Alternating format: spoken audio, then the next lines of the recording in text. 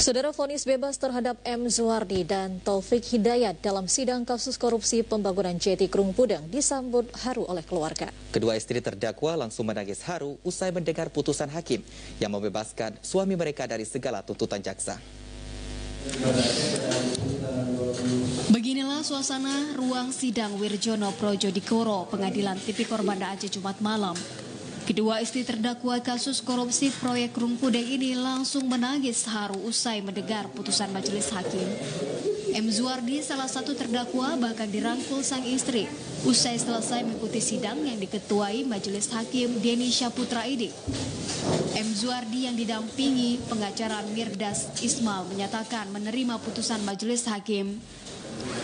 Kondisi serupa juga disampaikan Junaidi selaku penasihat hukum Taufik Hidayat, selaku pejabat pelaksana teknis kegiatan dalam proyek dari dana Otsus Aceh 2019 ini. M. Zuardi dan Taufik dinilai tidak terbukti bersalah sebagaimana saksi dan bukti di persidangan. Kami menghormati putusan majelis bahwa kemudian rekan dari penuntut umum mengajukan upaya hukum kasasi itu merupakan kewenangan dan hak dari penuntut umum. Kita juga menghormati apa yang akan dapat ditempuh oleh penuntut umum untuk melakukan kasasi.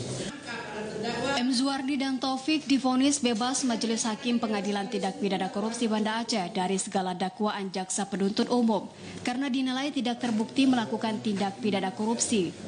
Hakim menilai tidak ada saksi maupun bukti persidangan yang menyatakan keduanya bersalah sehingga menyebabkan kerugian negara. Menanggapi vonis bebas terhadap keduanya, jaksa penuntut umum diketuai Dika Savana SHMH menyatakan akan melakukan kasasi. Jaksa menilai majelis hakim mengabaikan fakta-fakta yang terungkap di persidangan. Meski memvonis bebas Taufik Hidayat dan M. Zuardi yang merupakan bekas Kadis Pengairan Aceh, hakim memvonis Yusri selaku rekanan pelaksana proyek dengan hukuman 1 tahun penjara. Direktur PT Bina Yusra Al-Zuri divonis bersalah dan dihukum 1 tahun penjara.